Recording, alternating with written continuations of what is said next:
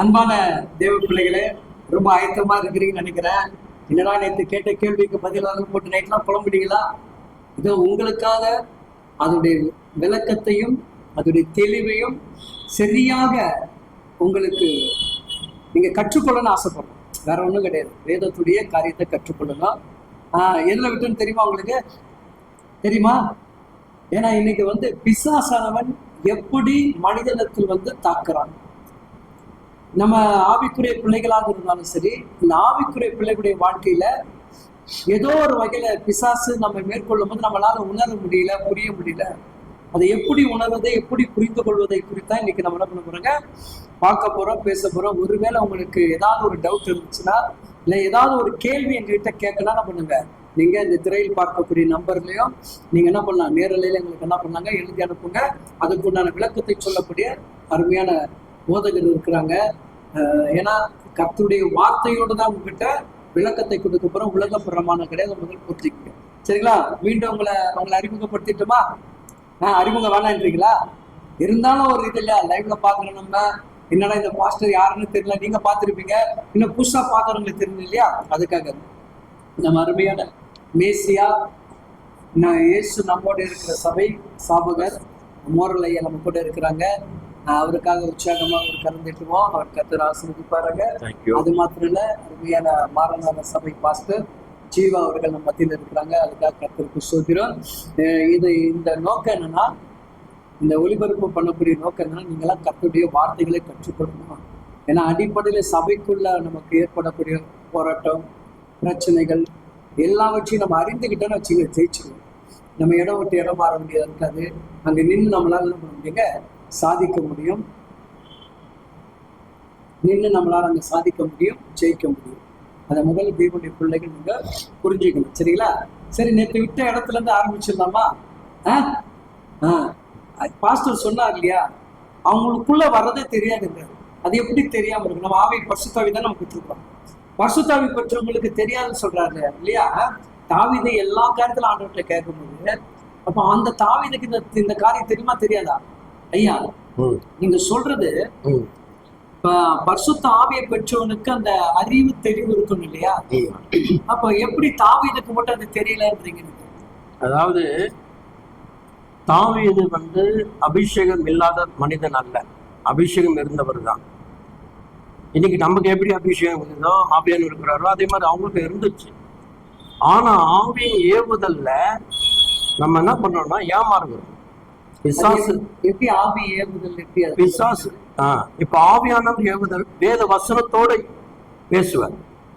வேத வசனத்தோட அந்த அபிஷேகத்தோட எல்லாமே சரியா அமையும். ஒரு டவுட். இப்ப இந்த சவுல் இருக்கா இல்லையா? ஆமா. இது சாமுவேல் மரிச்சிட்ட பிறகு போய் இவங்களை பார்க்க போறாங்க இல்லையா? அப்போ அங்க சாமுவேல் முகத்தை அது எப்படி அவன் அபிஷேகம் பண்ணப்பட்ட மனுஷன். சவுல் அபிஷேகம் பண்ணப்பட்ட மனுஷன். அந்த மனுஷனுக்கு சாமுவேல் இறந்த பிறகு போய் எழுப்புவார். ஆமா, அதுதான் சொல்ல போறீங்க. அதுல எழுப்புறது எனக்கு அந்த இல்ல. இந்த சவுல் அபிஷேகம் பண்ணப்பட்ட மனுஷன், இந்த சவுலுக்கு என்ன இருக்கு, குணம் மாறி இருக்கு இல்லையா? அப்ப இந்த அபிஷேகம் வெளியே போயிடுச்சுன்னா சத்ருவோட உள்ள வந்துருவான்றீங்க. ஆமா, டவுட் நமக்கு கேட்க. அப்படி நம்ம யோசிக்க கூடாது. அபிஷேகம் இந்த காலகட்டத்தில் புதிய ஏற்பாட்டுக்கு பிறகு அபிஷேகம் என்பது யோவேல் சொல்லப்பட்ட தீர்க்க தரிசனம் அப்போஸ்தலர் 2ஆம் அதிகாரத்துல அது நிறைவேறுகிறது. அப்போ ஆவியானுடைய காலம் தொடங்குகிறது. அப்ப ஆவியானுடைய காலத்துக்குள்ள நம்ம வந்துட்ட பிறகு ஆவியானவர் போக மாட்டார். ஆனா உணர்த்துவார், பிசாசு வந்திருக்கிறான் என்பதை உணர்த்துவார். இது பிசாசு செயல், இது பிசாசுடைய யோசனை. உங்களுக்குள்ள வந்திருக்கிற யோசனை பிசாசுடைய யோசனை. இப்ப நான் இந்த காலத்துல, ஆமா இந்த காலத்துல இப்ப நான் ஒரு செயல், ஆமா நான் பழைய ஏற்பாட்டு காலத்துல எப்படி இருப்போம்? பழைய ஏற்பாட்டு காலத்துலயும் அதுதானே செயல் தானே அவங்க செஞ்சாங்க. இப்போ தாவீது இடத்துல சாத்தான் ஏவுதல் கொடுத்த பிறகு அது அவனுக்கே தெரியாது. அப்ப காத்துதான் நம்ம சொல்றாரு, ஆண்டவர் உன்னை சாத்தானுடைய வார்த்தை கேட்டபடினா பனிஷ்மெண்ட் கொடுக்கணும்ன்ற. தண்டனை வேற, பனிஷ்மெண்ட் வேற. அந்த வசனம் சொல்லப்படும் வசனத்துல இருக்கு. நீங்க பாத்தீங்கன்னா 1-4 புத்தகத்துல 21ஆம் அதிகாரத்துல 1-2 வசனங்களை நீங்க என்ன பண்ணலாம், தாராளமா நீங்க வாசிக்கலாம். அந்த இடத்துல அந்த சப்ஜெக்ட் இருக்குது.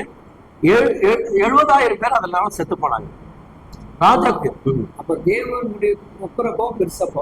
ஆமா, அதாவது உக்கிர கோபம் ஆண்டுக்கு எப்ப வரும்னா, ஆண்டுடைய வார்த்தை கேட்டா ஒன்னும் பிரச்சனை இல்லை. சாத்தானுடைய வார்த்தை நம்ம கேட்டு அதன்படி செயல்படும் பொழுது நிச்சயமா நமக்கு பாதிப்பை ஏற்படுத்தும். நீங்க எனக்கு இதுல ஒரு டவுட் இருக்கு. மோசே ஆண்டவர் வழி நடத்திட்டு வரும்போது சில ஜனங்கள் முறுமுறுத்தாங்க இல்லையா? ஆனா தேவன் அந்த ஜனங்களை வந்து அழிச்சாரு.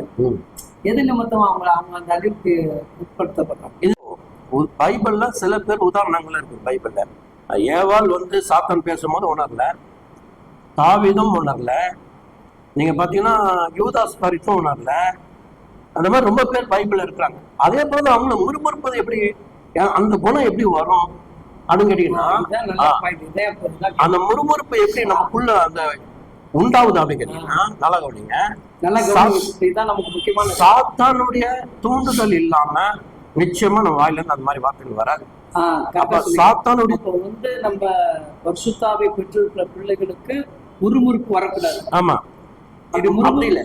இப்ப நீங்க முறுமுறுக்கிறீங்கன்னு வச்சுங்களேன், நான் முறுமுறுக்கிறேன், பாஸ்டர் முறுமுறுக்கிறேன் அப்படின்னா எனக்குள்ள ஆவியானவர் சொல்லுவார், நீ தப்பா பேசுற, நீ அவரை, ஆமா நீ குறை சொல்ற, முறுமுறுக்காத அப்படின்னு அந்த ஆவியானவர் சொல்லும் போது நான் கண்ட்ரோல் ஆயிடுவேன், கீழ்படிவேன். கீழ்படியலன்னா அது வெளியே வரும். ஆமா, நான் கண்ட்ரோல் ஆகும் போது ஆவியானுடைய கண்ட்ரோலுக்குள்ள இருக்கிறேன், ஆவியானுடைய செயல்பாட்டுக்குள்ள இருக்கிறேன், பரிசுத்த ஆவியானுடைய செயல்பாட்டுக்குள்ள நான் இருக்கிறேன். சரிங்களா? நான் கீழ்படியில வச்சுங்களேன், அப்ப நான் சாத்தானுடைய செயல்பாட்டுக்குள்ள நான் இருக்கிறேன். சரியா?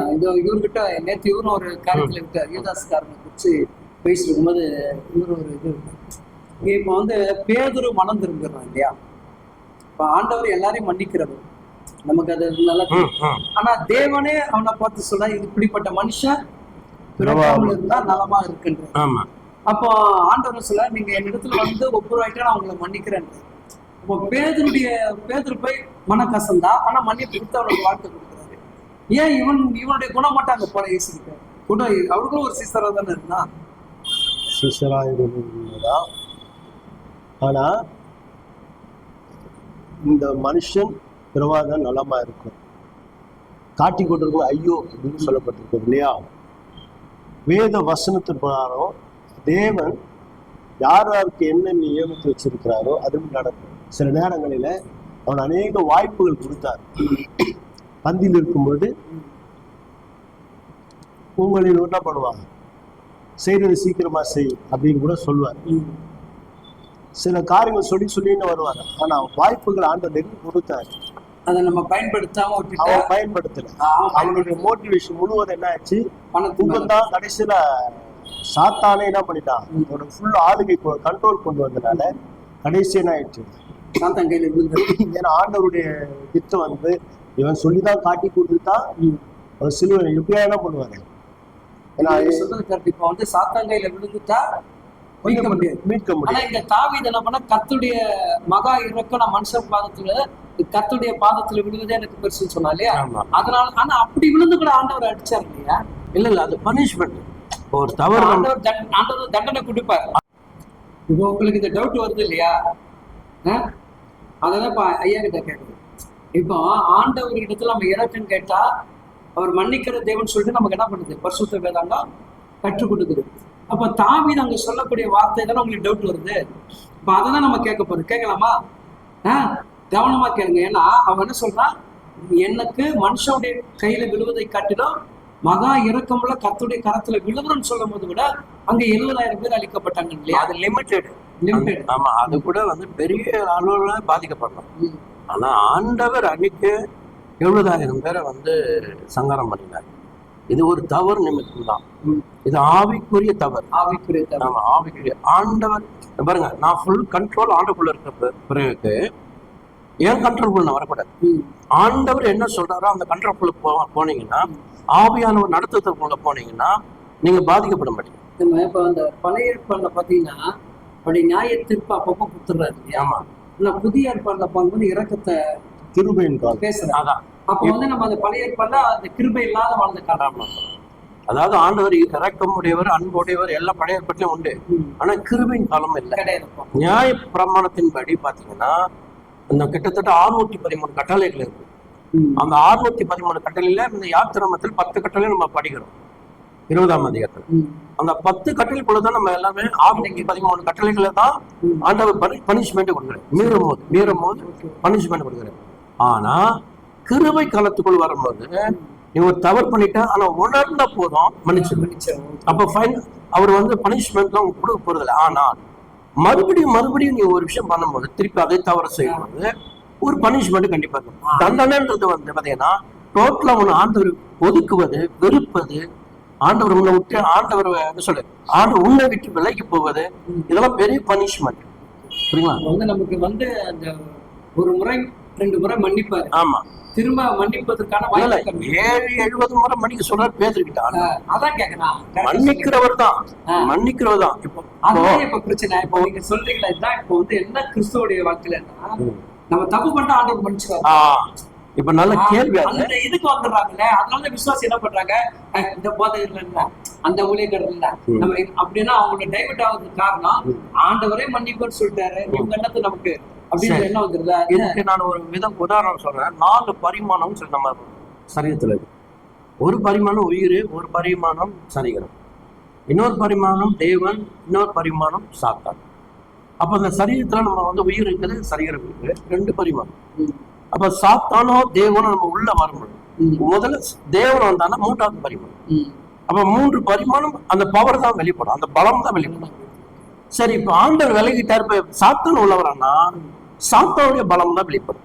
அப்ப அந்த யூதாஸ்காரனுக்கு இந்த சாத்தானுடைய பலம் வெளிப்பட்டு. ஆமா, அது வேத வசனத்தோட சொல்லிட்டுங்களா? வேத வசனத்தோட நீங்க போயிட்டு யோவான் எழுதின சுவிசேஷம் 6ஆம் அதிகாரம் 70ஆம் வசனம் 71ஆம் வசனத்தை வாசிங்க. அந்த வசனத்துல பாத்தீங்கன்னா சாத்தானே சொல்றாரு, பிசாசு அப்படின்னு சொல்றாரு, சாத்தானு சொல்றாரு. யாரை பார்த்து? யூதாஸை பார்த்து. அப்ப அவர் ஆண்டோடைய பார்வையில ஃபுல்லா அவன் எப்படிதான் தெரியறான்னா, யூதாஸ் தெரியல, சாத்தான் மட்டும் தான் தெரியும். அதனாலதான் பேதுருவை பார்த்து அவர் அந்த வார்த்தை சொல்றாரு. பேதுருக்கு மன்னிப்பு கிடைச்சது இல்ல, சொல்லுவாங்க அப்போல போ சாத்தான். அவன் கிட்டயும் வந்தான், சாத்தான் வந்து பேதுருக்கிட்ட வந்தான். ஆனா பேதுரு உணர்ந்துட்டாரு, ஆனா மன்னிப்பு கொடுத்துட்டாரு. ஆனா இவர் உணர்வே இல்லை. யூதாஸ் வந்து சுத்தமா சாத்தான் நிரம்பினது அவனுக்கு புரியல. பாக்குற நண்பான தேவ பிள்ளைகளை நல்லா கவனிச்சு பாருங்க. வார்த்தை என்ன சொல்லுதுன்னா, விசாசனமா நம்மை ஆளுகை செய்யும் போது நீ உணர்வு அடைஞ்சிட்டு ஆண்டவர்கிட்ட நீ ஒப்புரவாயிட்டனா கர்த்தர் உன்னை எடுத்து பயன்படுத்துகிறார். கரெக்ட். நீ விட்டுட்டனா உனக்கு என்ன அந்த யூதாஸ்காரன் போது நாண்டுகிட்டு சாகக்கூடிய ஒரு வாய்ப்பு. சொல்லுங்க. நாண்டு கொண்டு சாவதுக்கு முன்னாடி கடைசி ஒரு வாய்ப்பு ஆண்டவர் கொடுக்குறாரு. என்ன வாய்ப்புன்னா, ஒன்னா காட்டி கொடுக்குறான் அந்த கட்சிமணி தோட்டத்துல. வரும்போது முட்டு கொடுப்பான், என் சிநேகிதனேன்னு சொல்லுவாரு, என்ன ரொம்ப நேசிக்கிறான், என்ன சிநேகிதனே. அப்ப கூட அந்த அந்த இடத்துல அவர் என்ன பண்ணிருக்கோம், கடைசியா ஒரு இந்த மினிக்கு அதுக்கு தான் பண்ணுவோம், சிநேகிதனே. அந்த நேரத்துல புரியல, அந்த அன்பு என்ன பண்ண அவன் புரிஞ்சுட்டானா உன்னை என்ன பண்ணிருக்கணும். ஆனா உணர்ந்து என்ன பண்ணிருக்கணும், நான் குற்றமுள்ள ரத்தத்தை காட்டி கொடுத்தேன்னு சொல்லிட்டு என்ன பண்ணா. ஏன்னா வெளியில வந்து என்ன பண்ணுவான், நான் யூதோட வழக்கு காட்டி கொடுத்தா என்ன பண்ணிருக்காரு, மதிக்க மாட்டாங்க. வெளியில போனா சொல்லுவாங்க, போதுகரை வந்து என்ன செஞ்சான், காட்டி கொடுத்தான். அந்த ஒரு எண்ணம் அவனுக்குள் வந்துட போகுதுன்னு சொல்லிட்டு என்ன பண்ண, அந்த குற்றம் ஐயோ நம்ம என்ன பண்ணிட்டோம், இனி நம்ம ஆசாரி ரொம்ப என்ன பண்ண மாட்டேன், நீ குத்த, அதனால இந்த காசு என்ன பண்ண, அவங்க அந்த காசை வாங்கல, அவங்களும் செய்ய மாட்டாங்க. அது இப்ப சமுதாயத்தை செய்ய முடியாது, ஏற்றுக்கொள்ள முடியாது. எல்லாம் பார்த்தாங்க, போதகர் நல்ல போதகர் இருக்க முடியும், என்ன பண்ணாரு அவரு, அற்புத அடையாளம் செஞ்சா. அப்போ தேவன் வந்து அவனுக்கு ஒரு நல்ல ஒரு வாய்ப்பு கொடுத்தா அவன் என்ன பண்ணா, நண்பன்டா, அவன் நம்மள அந்த குற்ற உணர்வு, சரி யாரு என்ன மதிச்சாலும் மதிக்காவிட்டாலும் கடைசி கூட நான் காட்டி கொடுக்குறேனே, அப்ப கூட சொன்னாரு, நம்ம அவருக்காக என்ன பண்ணுவோம். புரியுதுங்களா சிஸ்டர் உங்களுக்கு? புரியுதா? ஐயா என்ன அழகா தெளிவா சொல்றாரு பாருங்க. யூதாஸ்காரனை காட்டி கொடுக்கும் போது தேவன் ஒரு வாய்ப்பை கொடுக்குறாரு. அன்பா, தன்னுடைய அன்பை கூட அப்ப கூட வெளிப்படுத்துற, நீ காட்டி கொடுக்குறான் உன்னை பார்க்கல, என்னை கொண்டு போய் நீ சிலுவையில் அறையிறதுக்கு நான் உதாரணமான இருக்க மனுஷனா பார்க்கலாம், நான் உன்னை அன்பா நேசிக்கிறேன்ற. அப்ப இன்னைக்கு இந்த கடைசி காலத்துல நீங்க எவ்வளவுதான் தவறு செய்யும் போதும் சபைக்குள்ள மேய்ப்பருக்கு விரோதமாக எழுப்பி நிற்கும் போது கூட ஆனா அந்த மேய்ப்பர் உங்களை நேசிக்கிறார். புரியுதுங்களா? நேசம் எதுக்கு நேசிக்கிறாருன்னா, நீங்க மனம் திரும்பி உணர்வுடைந்து மறுபடியும் அந்த அன்புக்குள்ள வரணும். அப்படி வந்துட்டீங்கன்னா சாத்தானை நீங்க என்ன பண்ணிடலாம்? ஜெயிக்கலாம். ஜெயிச்சலாம் இல்லையா? அப்படிதானே? கண்டிப்பா ஜெயிக்கலாம். அப்ப வந்து இந்த காத்தை எதுக்காக தாவீதுகிட்ட அனுப்புறது? அதாவது தாவீது கிட்ட காத்து அனுப்புறதுக்கு காரணம் என்ன அப்படின்னு கேட்டீங்கன்னா, உணர்த்துவது. ஒரு ஒரு ஊழியக்காரன் ஆமா ஒரு இன்னைக்கு இருக்கிற, அதாவது இப்படி சொல்லிட்டா புரியும். தாவீது இடத்துல காத்து அனுப்பி உணர்த்த வைக்கிறது, உணர்வு அடைய செய்யறது. ஆனா அவனை உணர்ந்துட்டாரு. தாவீது வந்து உணர்ந்துட்டாரு, பனிஷ்மெண்ட் தான் கொடுத்தாரு. இன்னைக்கு இருக்கிற உலகத்துல, இன்னைக்கு இருக்கிற டெக்னாலஜில உணர மாட்டாங்க. அந்த உணர்வு வந்தது வந்து ரொம்ப கடினமா இருக்கு. அது ஏன் அந்த மாதிரி வந்திருக்கு? ஏன்னு கேட்டா அறிவு பெருத்தம் நோக்கு. அறிவு எந்த அளவுக்கு உலக அறிவு இருக்கிறதோ அவன் அந்த அறிவுக்குள்ளதான் போவானே தவிர. எனக்கு இதுல ஒரு இல்ல இல்ல எனக்கு கேட்டனே கட்ட சொல்லலாம். அறிவு பெருத்தது நோய் பெருத்துட்டீங்களே, அப்போ உங்களை தாண்டி நாங்க எங்களையும் பிரசங்கிக்க பண்ண முடியும், எங்களால ஊழியம் செய்ய முடியும்ன்ற அந்த எண்ணத்துக்கு அவங்க வந்துடுறாங்க. இவங்க அப்படி இருந்தா கூட பரவாயில்ல, சந்தோஷமா நீங்களும் போய் ஊழியம் செய்ய சொல்லிடலாம். Okay okay. அதை தாண்டி சபை உடைக்குது, பாஸ்டர் துன்புறுத்துது, இல்ல பாஸ்டர் சபை உடைக்கிறது, பாஸ்டர் துன்புறுத்துது, இதெல்லாம் வந்து பாத்தீங்கன்னா ஒரு தேவன் திட்டத்துல அது வந்து ஒரு குறைபாடு மாதிரி. அதை உடைச்சிடும், அந்த தரிசனத்தை உடைச்சிடும். இந்த காத்து இந்த தாவீது விஷயத்துல பாத்தீங்கன்னா, உங்களுக்காக தான் பேசப்படுகிறது. நீங்க உணர்வு அடையணும். எங்க ஐயா சொல்றது நல்ல கவனிங்க. ஆண்டவர் கோவப்படுறாருன்னா ஆபிரகாமுக்கு ஒரு வாக்குத்தத்தம் கொடுப்பாரு. உன்னுடைய ஜனத்தை பெரிய ஜாதி ஆக்குவேன், கடற்கரை மணலை போல எண்ண முடியுமானால் நட்சத்திரங்கள் எண்ண முடியுமானால் அந்த அளவுக்கு பண்ணுவாங்க. அப்போ ஆண்டுடைய ஆசீர்வாதம் எண்ணக்கூடியவள் அல்ல, அது பாட்டு பெருகிட்டே போகும். அது வந்து மிகையாக யாராலும் துறையிடப்படாது.